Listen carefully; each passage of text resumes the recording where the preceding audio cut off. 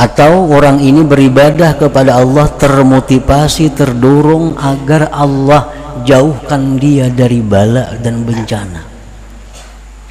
Maka orang yang seperti ini, orang ini ibadahnya tidak bisa dikatakan baik, tidak bisa dikatakan sempurna.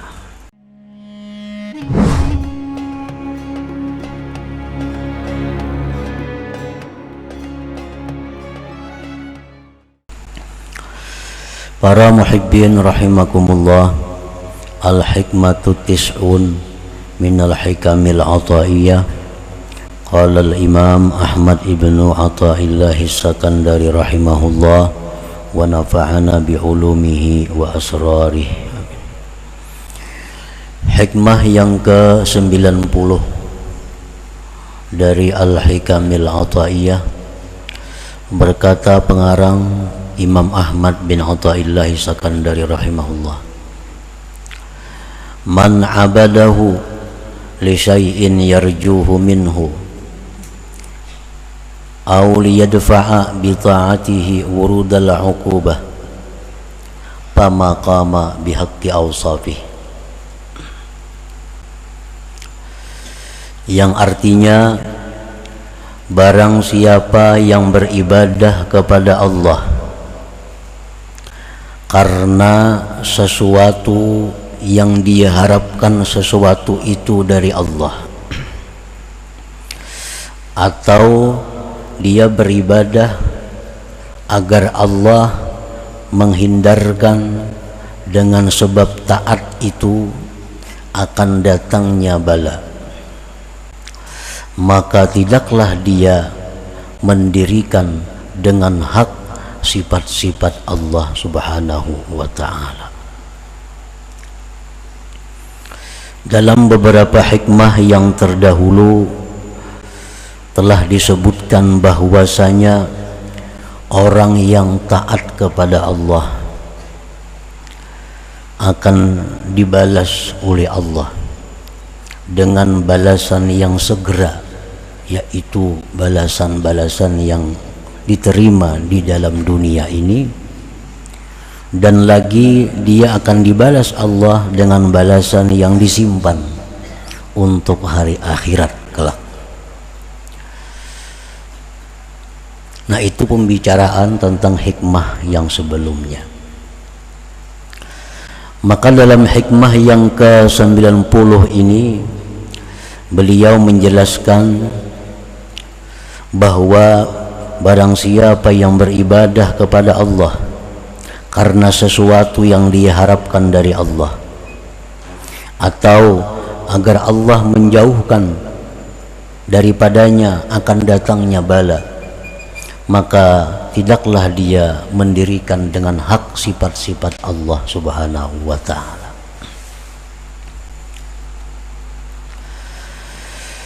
Man abadallaha ta'ala li syai'in yarjuhu minhu fid dunya ka sa'atir rizqi wa tayyibil ma'isah aw fil akhirah kal jannati wa na'imiha aw liyadfa'a anhu bi ta'atihi wurudal uqubah fid dunya ka daykir rizqi wal amrad wa ghairihima aw fil akhirah kannar wa nakali fama qama bihaqqi awsafir rububiyyah allati hiya al-'azamah wal kibriya wal 'izzatu wal ghina wa jami'u awsafil kamal wa nu'util jalali wal jamal. Barang siapa yang beribadah kepada Allah, apapun bentuk ibadahnya, baik sembahyang, puasa, menuntut ilmu, naik haji, umrah, dan lain-lainnya. Barang siapa yang beribadah kepada Allah karena, artinya terdorong oleh sesuatu yang dia harapkan sesuatu itu daripada Allah, seperti keluasan rezeki, baiknya penghidupan, atau di akhirat seperti surga dan kenikmatannya, atau agar Allah hindarkan daripadanya dengan taat itu datangnya bala dalam dunia seperti sempitnya rezeki, penyakit-penyakit dan selain keduanya, atau di akhirat seperti neraka dan siksanya. Maka orang yang beribadah dengan demikian, orang yang beribadah dengan terdorong, termotivasi oleh yang demikian, maka dia tidaklah mendirikan dengan hak sifat-sifat ketuhanan yang itu adalah kebesaran, kemuliaan, kekayaan, dan sekalian sifat-sifat kesempurnaan dan sifat-sifat kebesaran dan keelokan. Nah, para muhibbin rahimakumullah, orang ini beribadah kepada Allah terdorong, termotivasi sesuatu yang dia harapkan Allah memberikan sesuatu itu padanya, baik di dunia atau akhirat.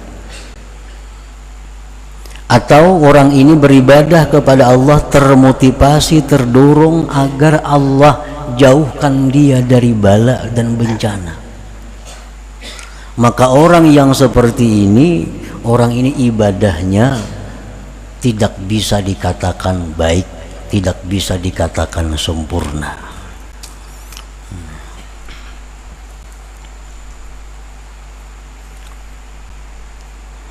Orang baca Yasin umpamanya dengan terdorong agar Allah menjauhkan bala daripadanya. Nah, ini membaca Yasin ibadah, tapi terdorong oleh keinginan agar Allah jauhkan bala daripadanya. Nah, maka ini membaca Yasin adalah satu ibadah yang tidak sempurna, satu ibadah yang cacat atau cedera, karena terdorong oleh sesuatu yang ada, sesuatu balasan yang diberikan oleh Allah Subhanahu wa ta'ala.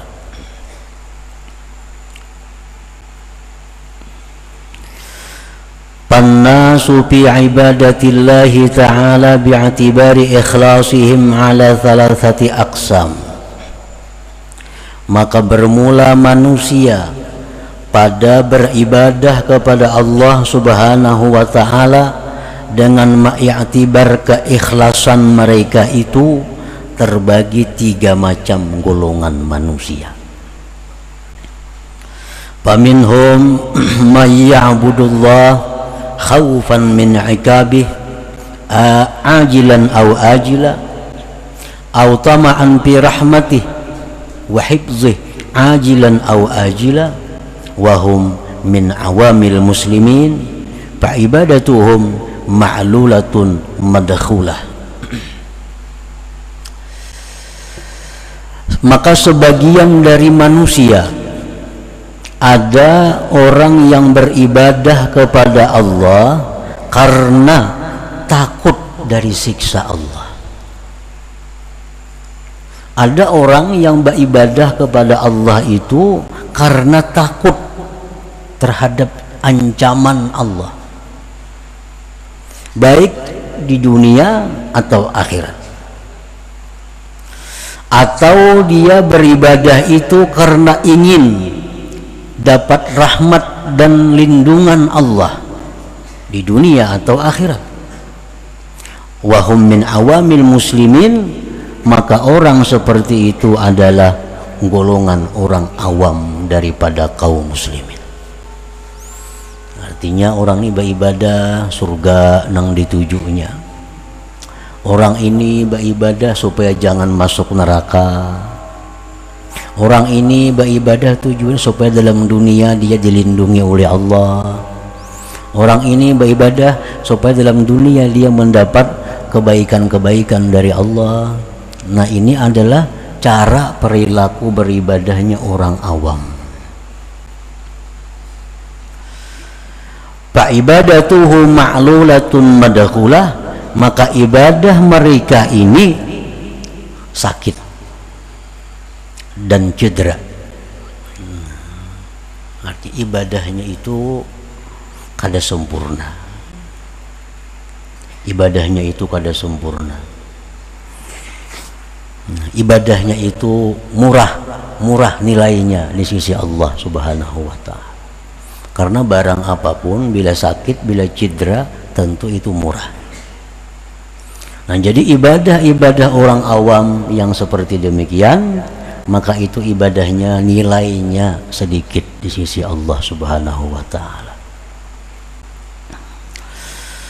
Wa fihim qala alaihi salatu wassalam, dan pada mereka itulah Rasulullah sallallahu alaihi wasallam bersabda, laulan nar ma sajada lillah sajid.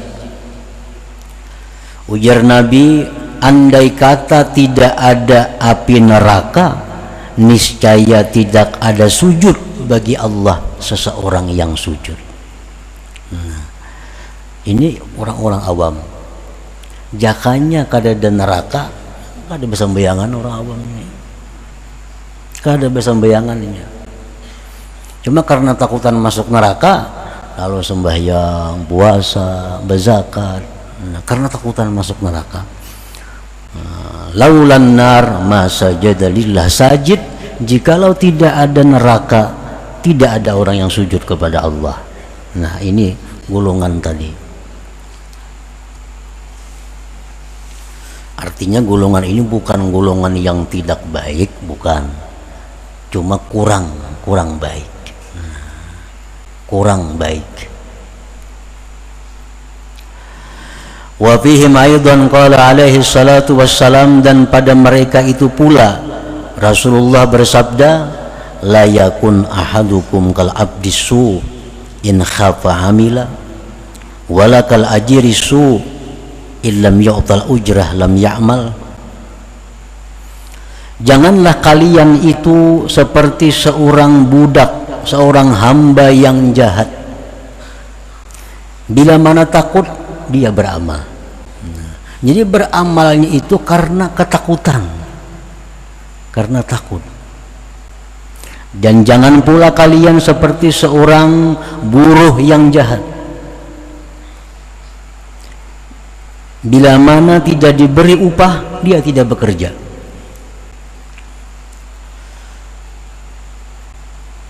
Andai kata tidak ada surga yang dijanjikan Allah, belum tentu mereka sembahyang, belum tentu mereka umrah, belum tentu mereka menuntut ilmu, jikalau tidak dijanjikan surga oleh Allah.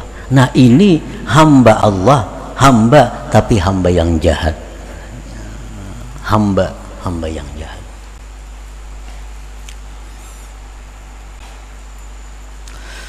Wa fi Zabur, tersebut dalam kitab Zabur, wa man azlamu mimman abadani li jannatin aw li narin law lam akhluq jannatan wala nara alam akun ahlan li an uta'a. Allah Subhanahu wa ta'ala berfirman, tidak ada orang yang lebih zalim daripada orang yang beribadah kepadaku karena surga atau karena neraka. Jikalau tidak aku ciptakan surga, tidak aku ciptakan neraka, apakah aku ini tidak berhak untuk ditaati? Jadi Allah mengatakan bahwa itu orang yang zalim. Padahal ya Tuhan, aku ini walaupun kada ada surga, walaupun kada aku ciptakan neraka, aku ini tetap berhak untuk disembah. Karena Allah punya sifat segala-galanya kesempurnaan, kebesaran dan keelokan. Andai kata aku tidak ciptakan neraka, tidak aku ciptakan surga, mestinya aku ini tetap disembah. Karena sifat-sifat kebesarannya. Nah, jadi orang-orang yang beribadah kepada Allah karena termotivasi, terdorong keinginan surga atau dijauhkan dari neraka, maka itu ibadahnya tadi adalah kurang baik, kurang bagus.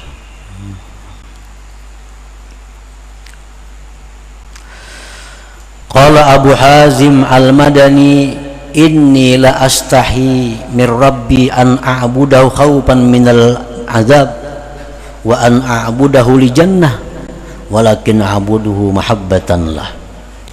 Abu Hazim Al-Madani berkata, sungguh aku malu dari Tuhanku bahwa aku beribadah itu karena takut daripada azabnya,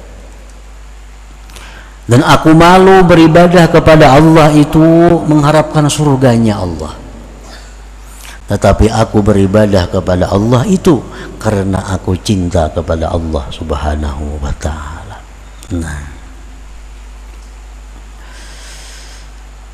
jadi itulah golongan orang-orang awamul muslimin, orang yang kadang menuntut ilmu, orang yang hanya sekedar tahu tentang agama.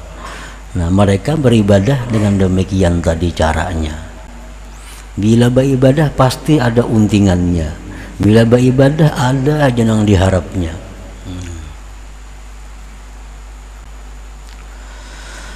Wa minhum man ya'budullaha ta'ala mahabbatan fi dzatihi wa syauqan ila liqa'ihi la tama'an fi jannatihi wa hifzihi wa la khawfan min narihi wa nakalihi fahumul muhibbun as-sairun.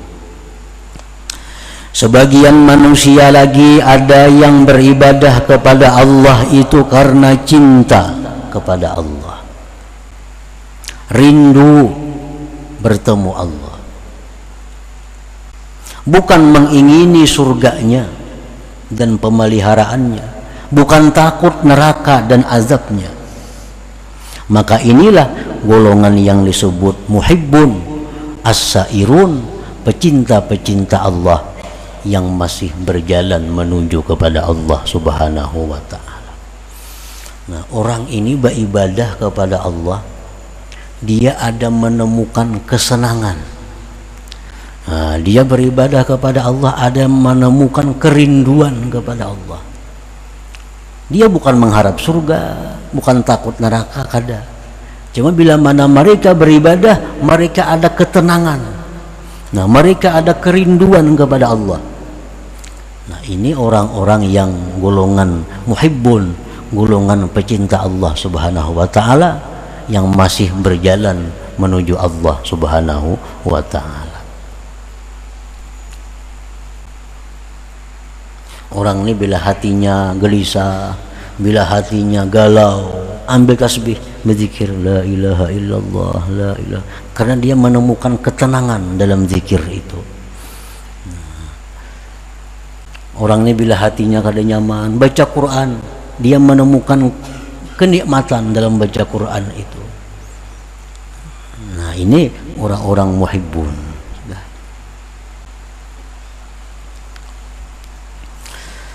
Wa minhum man ya'budullaha ta'ala sidqan fil 'ubudiyyah wa qiyaman bi huquqir rububiyyah wa humul muhibbun al 'arifun. Sebagian lagi di antara manusia orang yang beribadah kepada Allah itu karena membenarkan bagi kehambaannya dan melaksanakan hak Tuhannya. Itulah orang-orang yang cinta kepada Allah, al-arifun, yang sudah ma'rifat kepada Allah. Nah, ini yang paling hebat ini.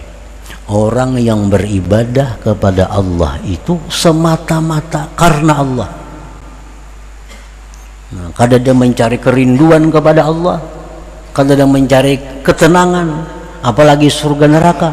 Tapi dia beribadah kepada Allah semata-mata bahwa aku ini hamba yang mesti beribadah kepada Allah, dan Allah adalah Tuhan yang berhak untuk disembah. Nah, kadang ada yang lain daripada itu.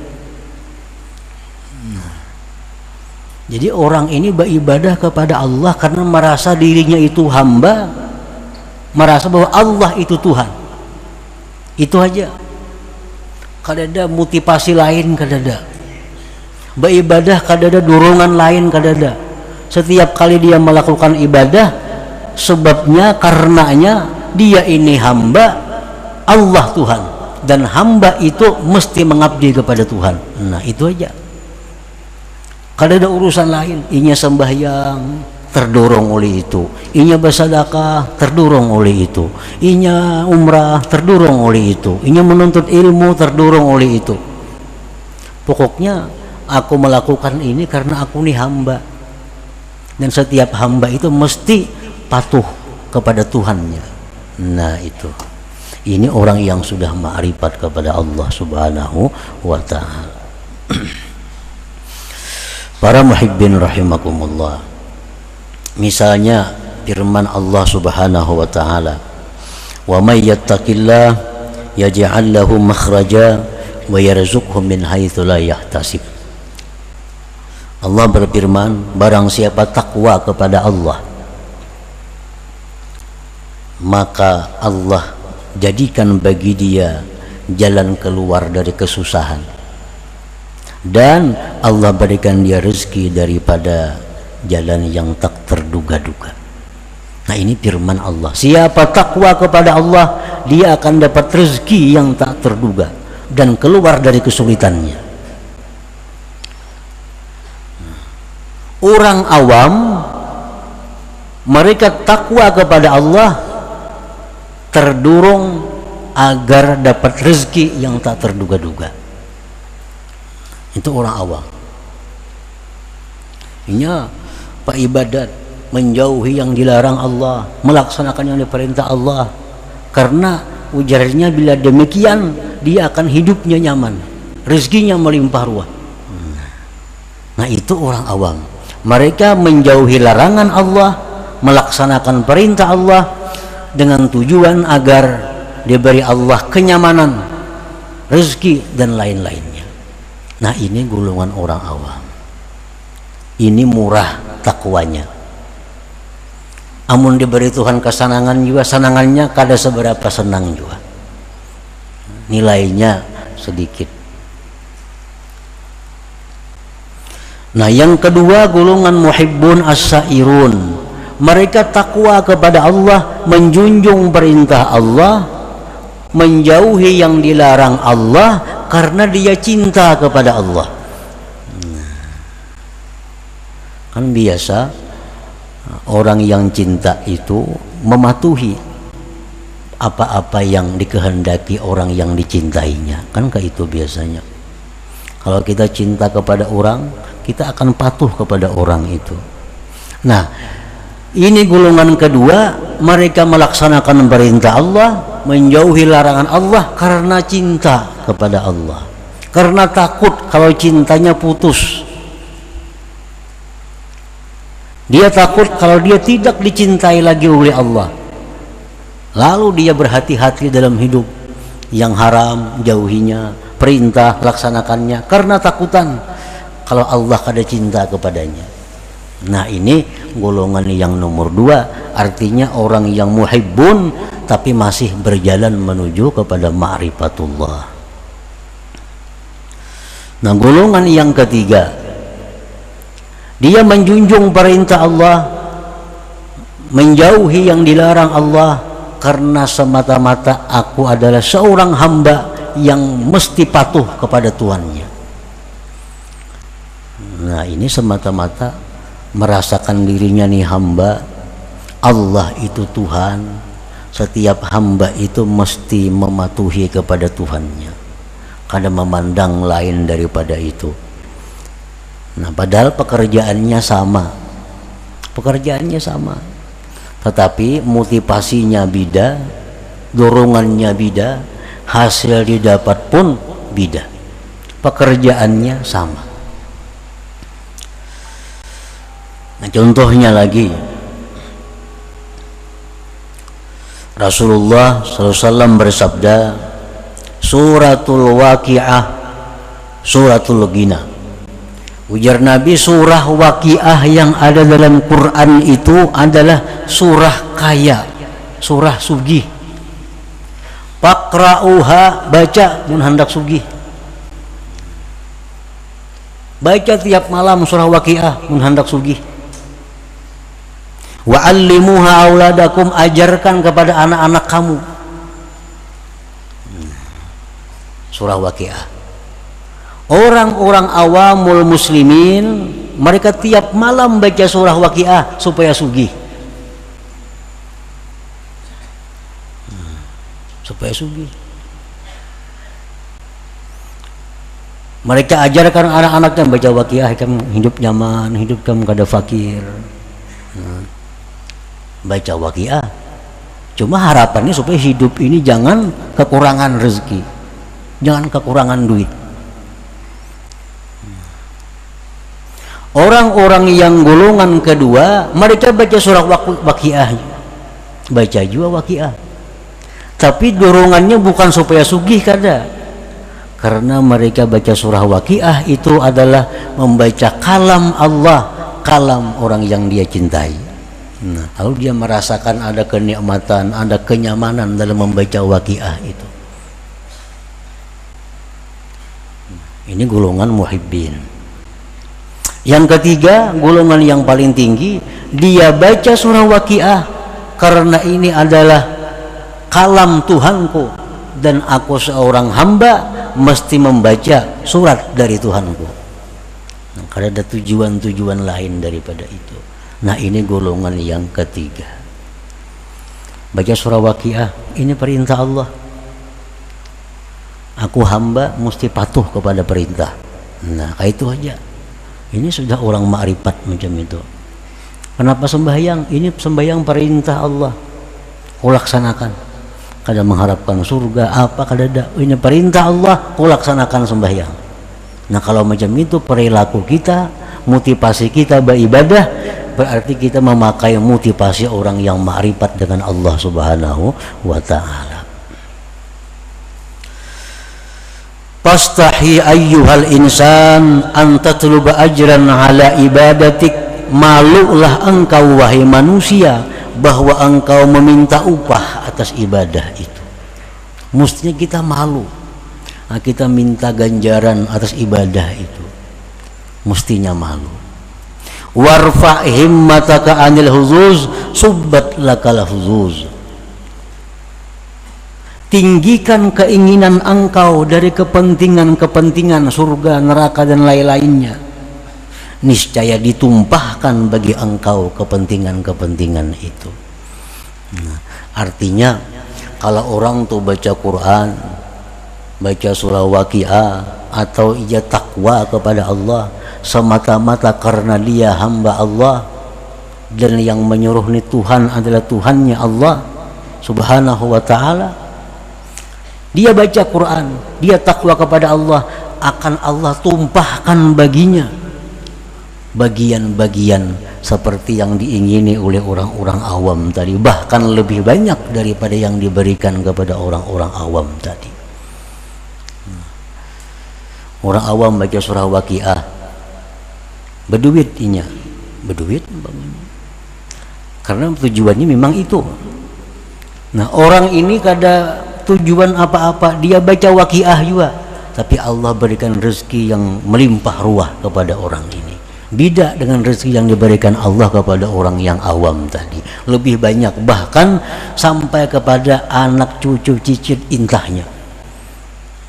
Diberikan Allah rezekinya, diberikan Allah keluasan nikmatnya, berkat keikhlasan yang murni dari nenek moyangnya yang dahulu itu. Orang awam tadi paling-paling saganinya seorang itu, anak cucunya kada sampat menikmati itu. Tapi kalau orang-orang yang ma'rifat kepada Allah ini, yang mana mereka beribadah semata-mata karena merasa dirinya hamba yang mesti beribadah, nah ini Allah berikan segala macam bagian-bagian yang abadi, yang sampai kepada anak cucunya menikmati bagian-bagian itu. Nah, warfa' himmataka anil huzuz subbat lakal huzuz. Angkatlah dari keinginan engkau, keinginan-keinginan, niscaya akan ditumpahkan bagi engkau bagian-bagian itu. Jadi umpamanya orang baca surah Waqiah dengan tujuan supaya dapat duit, diberi Tuhan duit 100.000, dapat duit enggak? Orang baca surah Waqiah tujuannya semata-mata menjunjung perintah Allah, 1 miliar Tuhan beri. Mana akunnya? Allah tahu yang pertama ini mata duitan. Macam surah Waqiah nak di duit, beri Tuhan juga duit cuma 100.000, murah. Ada ini beribadah kepada Allah semata-mata karena dia hamba Allah. Setiap hamba wajib mengabdi kepada Tuhannya. Nah itu motivasi dirinya. Nah ini akan diberikan Allah harta, segala macam kenikmatan yang sampai anak cucu buyut intahnya akan mendapatkan bagian daripada itu. Nah para muhibbin rahimakumullah, jadi kebiasaan salah kita, kebiasaan buruk kita, bila mana kita beribadah selalu mengharapkan ganjaran Allah, kita beribadah mengharapkan gantian dari Allah, maka itu kita tinggalkan. Nah kita rubah, setiap kali kita beribadah kita semata-mata itu menjunjung perintah Allah. Diberi Tuhan kakak ada tahu urusannya, ini perintah yang mesti kau laksanakan. Nah, dan Tuhan pasti akan memberikan yang berlipat ganda itu. Nah selanjutnya hikmah yang ke-91.